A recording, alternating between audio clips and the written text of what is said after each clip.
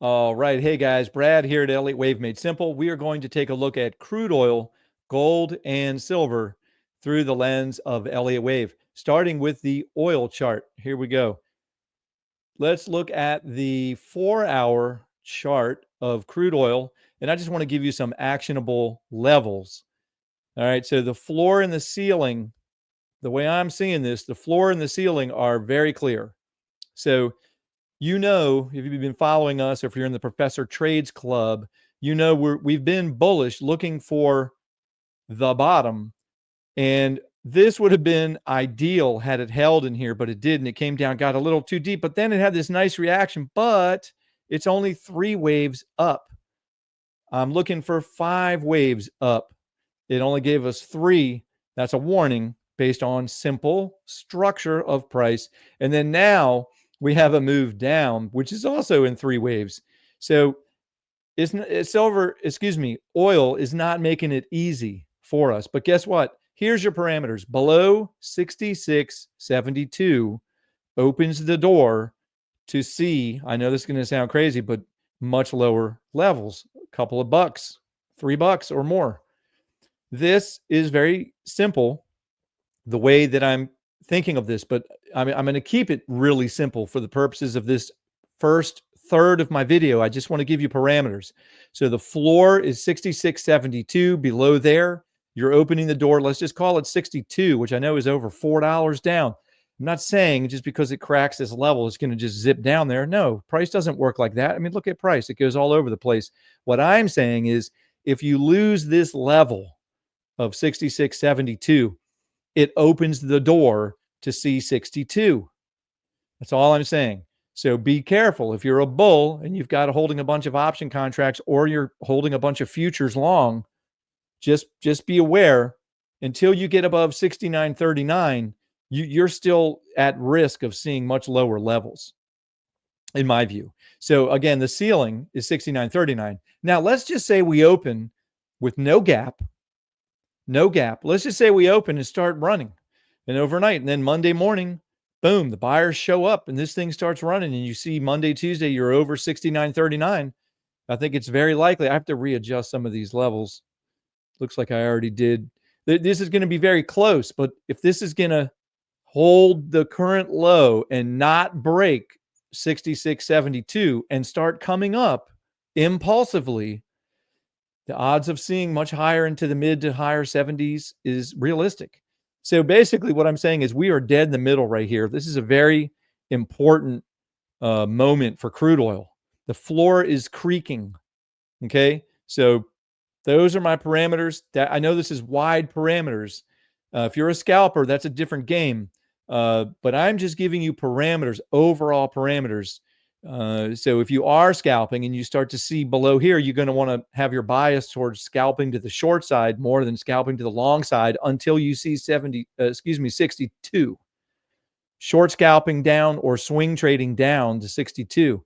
If this holds and we get above 69, the reverse is true. You want to scalp to the long side and maybe even grab swing and try to swing it all the way up to the mid to upper 70s.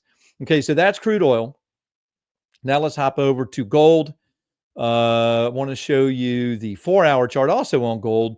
I just want to give you the parameters. So the floor, the way I'm seeing it in gold at the moment, that last low that we had from Thursday in the middle of the night, East Coast time, that is the floor. Just call it 25.40.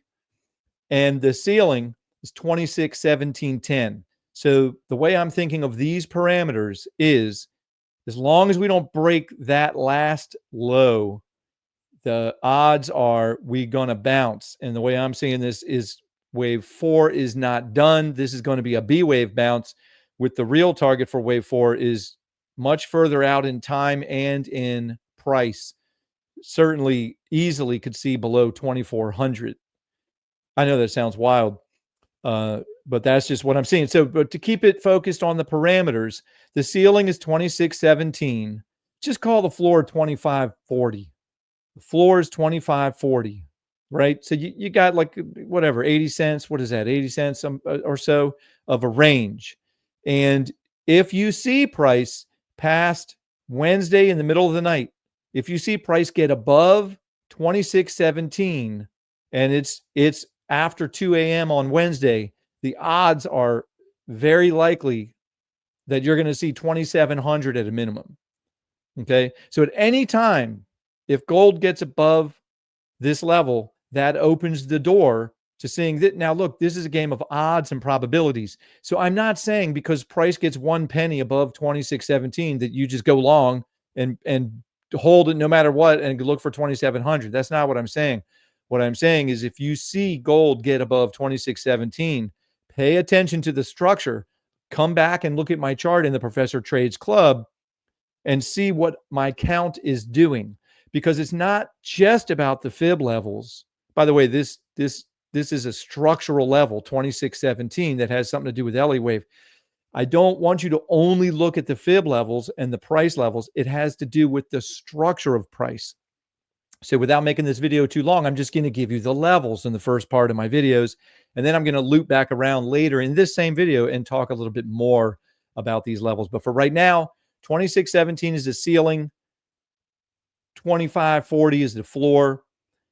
Below here, the next level down is this 1618 at 24.84. So if you lose this last low from last Wednesday, or Thursday in the middle of the night, if you lose this level, the next level down is 24.84, and that's the 1618. Okay. So otherwise, this can come up all the way up into this box, and it could still reverse and come down. So it's going to come down to what kind of a structure develops in here, and where are we in the structure of price if we break above here. These are the kind of things I use Elliott wave for. Okay, so you've got your parameters in gold. You've got a targets to the downside. If you're a short, if you have a bias to the short side, these are the levels I'd be looking for. If you have a bias to the upside in gold, these are the levels that I'd be looking for. And these parameters in here are what you're gathering your clues from. Okay. All right. So that's gold. Now silver's a little bit different. I'm going to go right into the micro nano. This is an 8-minute chart. Now, look, you have to keep in mind that when I'm talking about a 4-hour chart, the parameters are typically more reliable. 4-hour chart, an 8-hour chart, or a daily chart, the parameters are going to be more reliable. The further down you zoom into and you get down into these nano waves, it can track perfectly for a period of time and then completely lose it. It's going to happen more often on the lower time frames. It's the same exact idea of a guy who trades candles like Armando. He's looking at an 8-minute candle, 8-hour candle, and then he's finding levels and he's drilling down to the 4-hour, the 1-hour, and the 15-minute and the 5-minute as a scalper. He's gathering the overall view and then bringing it down to the nano. So I'm doing the same thing in silver here, but I'm just jumping right down to the 8-minute chart because at the moment, this has given us a potential 5-wave up, which means we want to see a 3-wave correction. Now, this was a news day, so some crazy news at 8:30. Look at this wick, just nuts. But where that came down to exceeded the 382, which is a standard target for an A wave. I mean, it has a little bit of a structure and it's 3 waves. It's definitely not 5 waves. So I'm going to give it the benefit of the doubt and call it an A wave. Then the B wave came all the way back up, almost made a new high. I mean, some would call this a double top, whatever. B wave, because it didn't make a new high. And it's also rather ugly structure, which also makes me think B wave. Point is, the parameters, if you're scalping silver and you're long, give it to 30.20, $30.20. Give it to 30.20 if you're long scalp. Below 30.20, and this immediate structure is now questioned. I'm on an 8-minute chart, guys.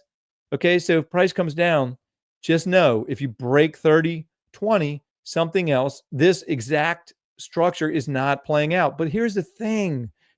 At this scale, as long as price holds anywhere in this gray box, it still retains the potential for this to be a deeper wave 2, and we're still bullish, and you're going to see a ripper, and it's off to the races.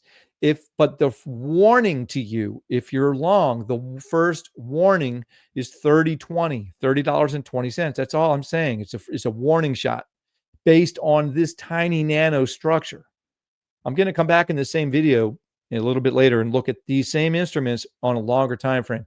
Okay, so 30.20 is the floor for the moment on this nano. The ceiling at the moment are these local highs over here. Just call it 30.47.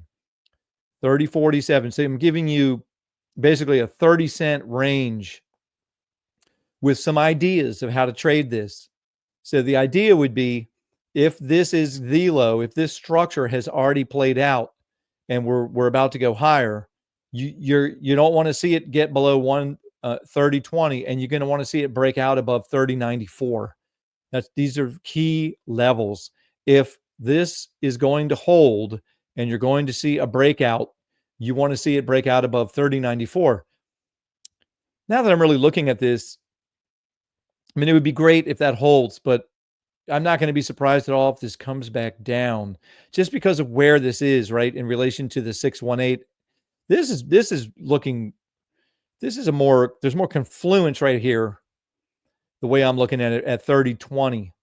So see what price does at the open. See if it's going to lose 30.20 or if it's going to hold this general region. There's also some confluence right in here. So that's why I like it, because of the confluence. But you just have to keep in mind, this is nano stuff.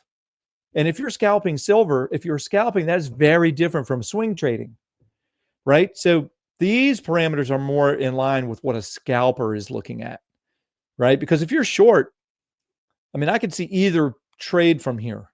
I could see you doing either. I could see either one.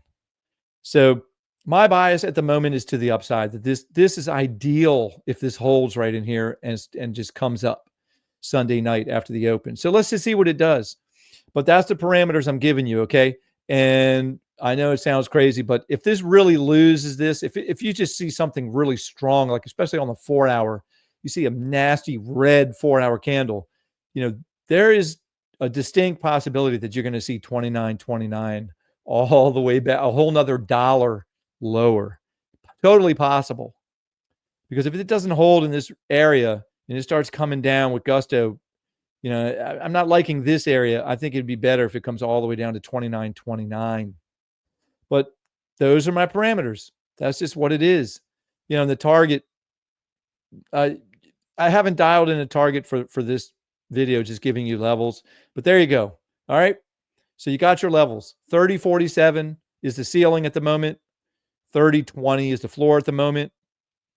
But anywhere down here, if it starts coming down on a 4-hour candle and you see a big red candle that's plowing through these fibs on a 4-hour, don't be surprised if you see 29.29. And again, I'll be tracking this stuff because it's going to change. I just need, as structure unfolds, it reveals more price structure, I can grab more fibs and do more measurements to see what is more likely.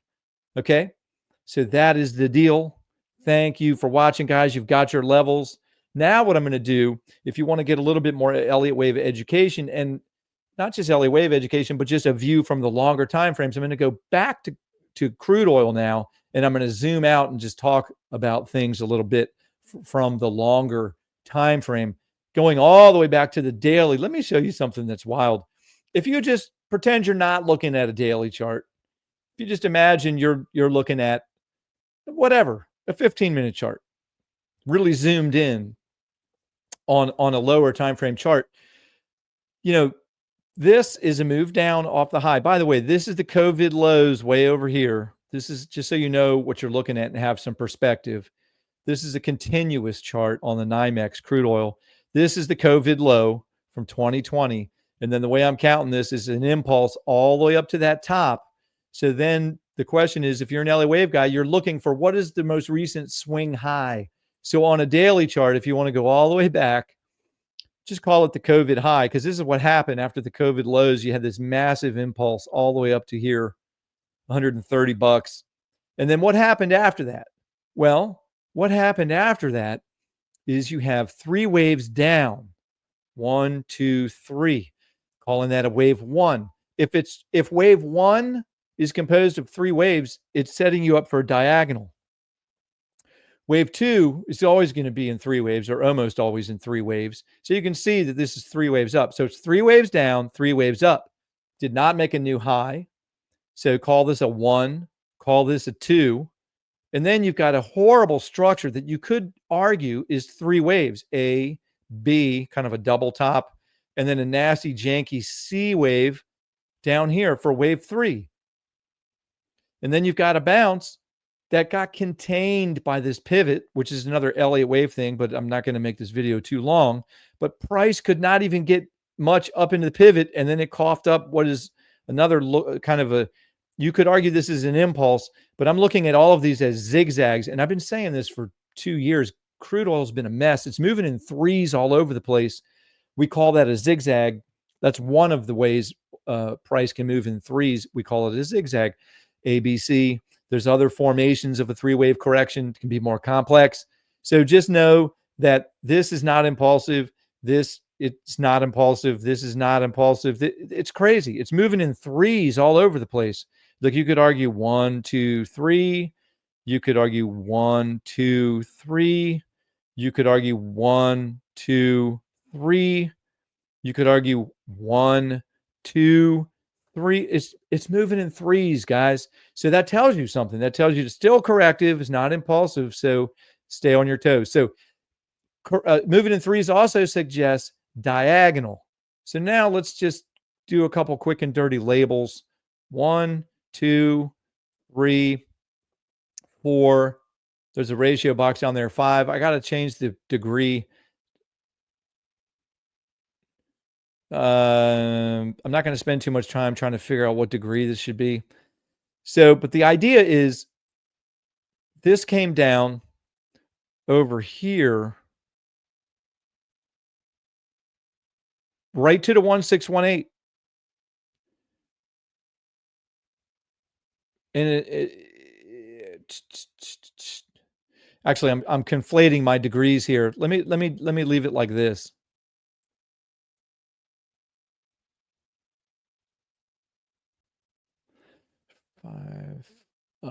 I want to get, I need a higher degree. That's what it is. Hold on.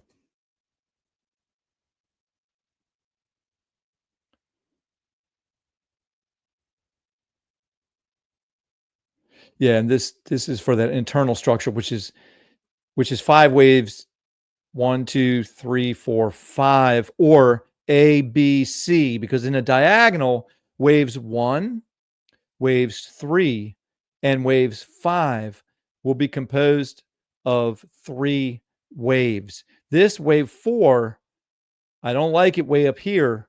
I like it better over here as a triangle. Either way, you're still getting lower levels, whether you put the 4 there or the 4 there. Either way, you are getting lower levels. So don't want to turn it into an academic thing of just sitting here and debating for an hour whether it's a triangle or wave 4. The idea is with this structure, it may not be finished to the downside. That is really the point of me going to this daily chart and showing you the structure on a much larger time frame, really zoomed out. And I could get in the weeds and explain this triangle right here. A, B, C, D, E. As you know, an Elliott wave triangle, not just a random triangle, a specific Elliott wave triangle made up of A, B, C, D, E for wave 4. And then you could have, guess what? Remember the first wave 1 I showed you at the very top, going back a couple of years, how that wave 1, and then on the way down, it was moving in threes. I had 3 waves down for wave 1. Well, if we're still in a triangle, I think I just moved something. If we're still in a triangle, a diagonal, then wave 1 of wave 5 is going to be 3 waves. Well, guess what? 3 down. A really nice 3 down. And by the way, I measure stuff in yellow. When I'm looking for something moving in threes, I keep it yellow. Okay, sometimes I make it orange if there's 2 different things going on, like I did here. So this larger 3-wave structure, which could be for wave 1 in a diagonal of 5, wave 1 of 5 in a diagonal, A, B, C for wave 1, A, B, C for wave 2, and then now wave 3 of 5 would also be composed of 3 waves. So the reason I'm warning here, and now I've known about this, but I haven't said it because I've been bullish.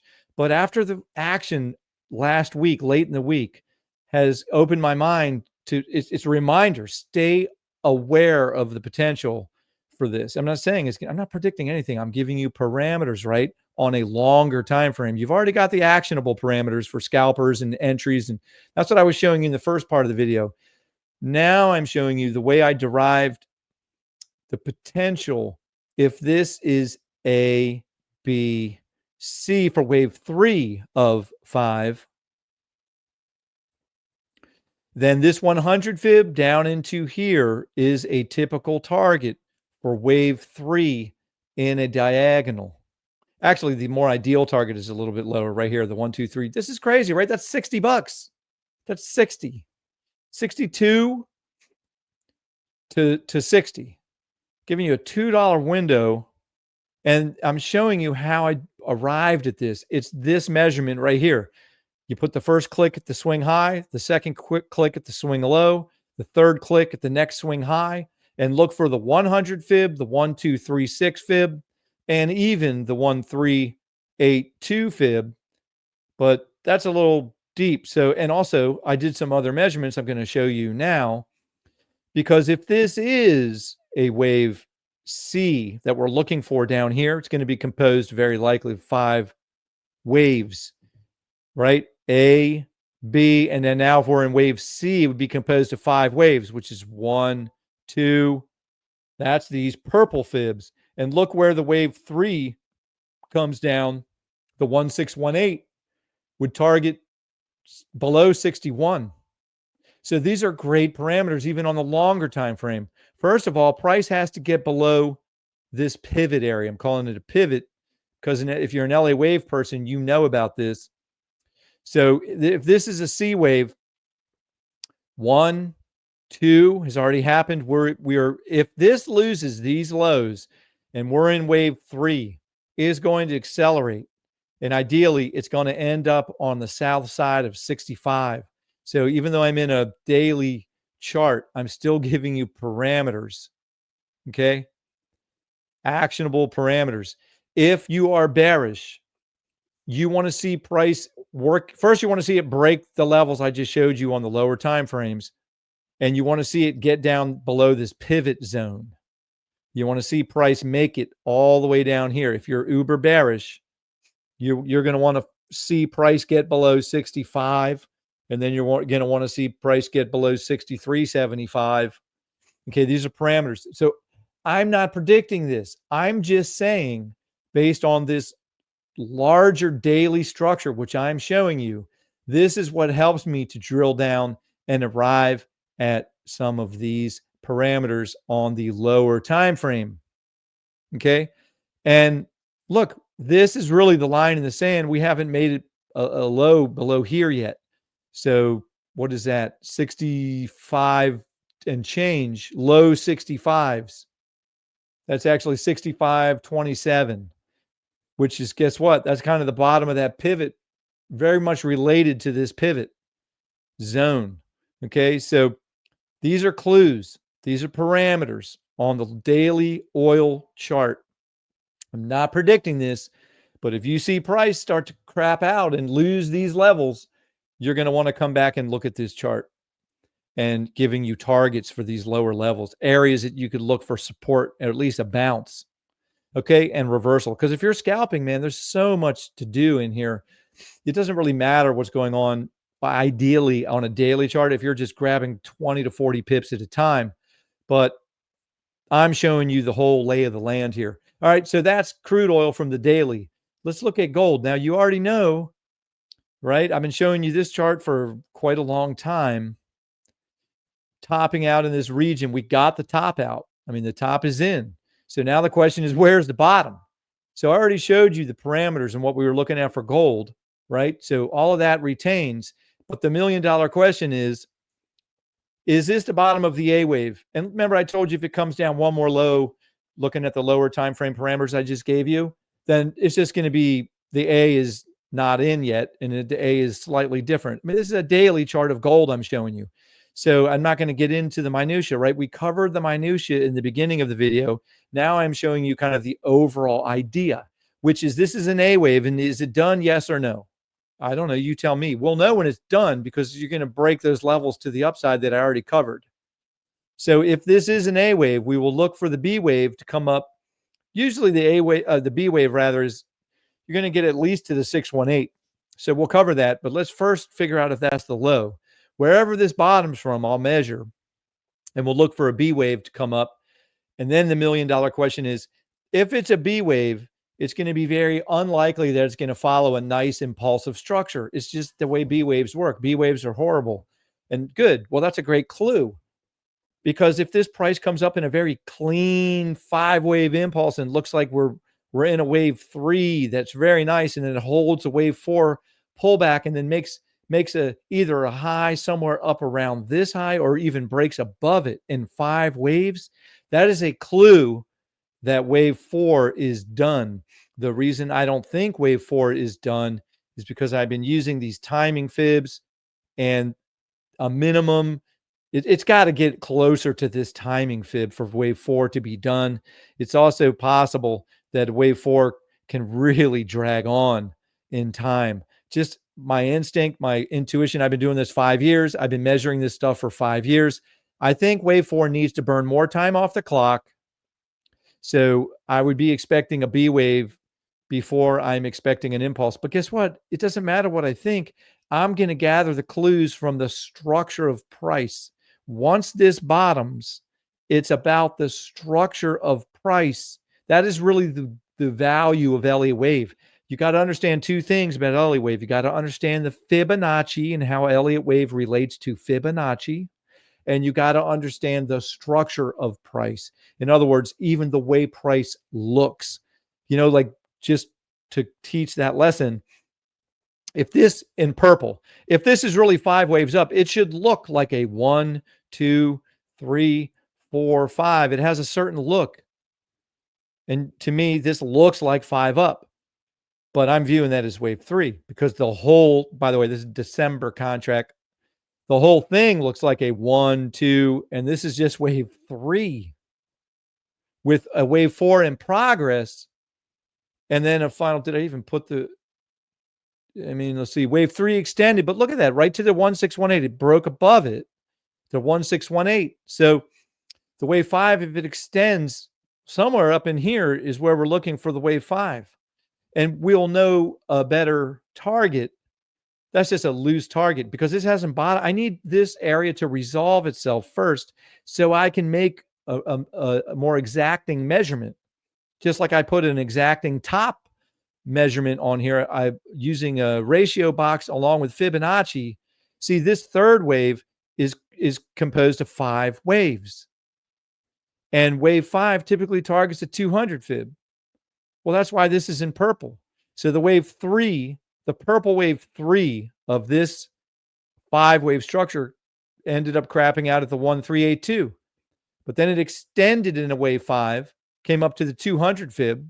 The wave 4 certainly held, came right up to the 200 fib, into a ratio box, and caught the 1618, which is where you'd expect this white wave 3 to terminate.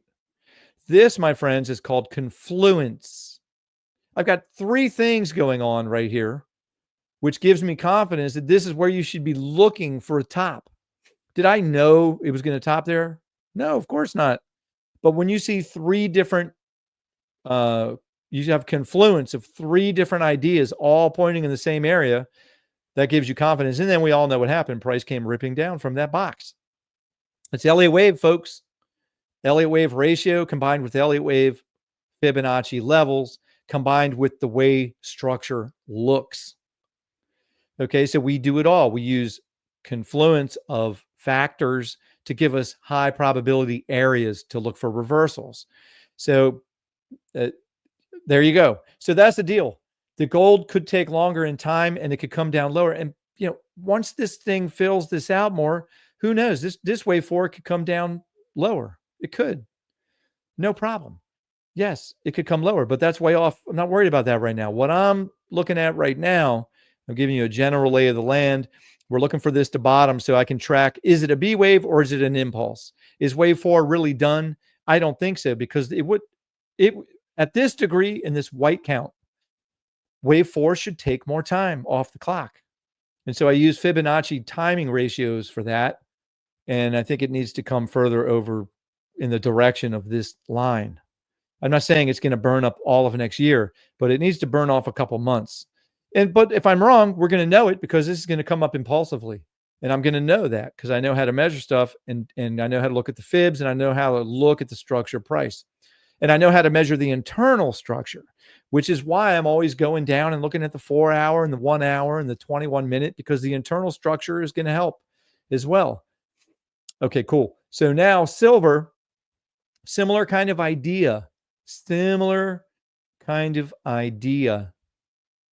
There's a bunch of different ways to count silver. Silver is much less clear to me than gold is. Gold is much clearer to me, but I'm just going to keep it simple. And looking at this daily chart of silver, we are playing kind of a similar game that we are playing with gold. And that is wave 4 over or not? Is the A wave done? Yes or no? I don't know. If it is done, a realistic target to swing gold, silver rather, is back up into here. If it is done, silver is so screwy that if you're really bullish silver, and if we get some kind of a impulse, I'm going to be more inclined to default to bullish silver than I am gold. Just me. What I've been looking at silver since 2008, 2009, so I'm very familiar with its character as an instrument. So believe me, if silver starts ripping in an impulse, then I'm going to be much happier looking for this to come up into just the low 40s. Isn't that crazy? Just getting us to the low 40s. But for right now, leave that alone. Just, we are trying to figure out if this thing is bottomed or not.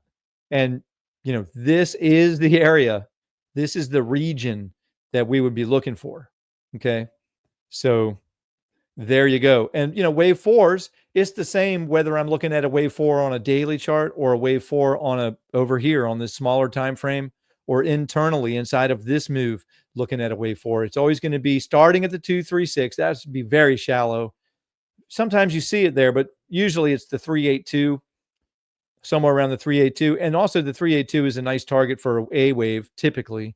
So that's why I say it could come down a little lower, get one more shove down, similar to gold, to 29. Actually, there's a 29.29 that I was alluding to at the first part of this video. Okay. So there you go. I've given you the longer time frame view of just the ideas. And you've got the first part of the video giving you the parameters that you can write down. And let's see what happens. And be sure to tune in as the week goes on. If you're in the Professor Trades Club and you're into Elliott Wave, you're getting these stuff all day long, updates throughout the day. So you're going to have a better idea of what's going on in relation to these parameters. All right. And of course, if you're scalping, there's no other place to be on planet Earth other than the Professor Trades Club. If you're really into Elliott Wave, and you want to be in a room with nothing but Elliott Wave analysis all day long, it's Avi Gilbert over at ElliottWaveTrader.net. Go check them out. Do the free trial.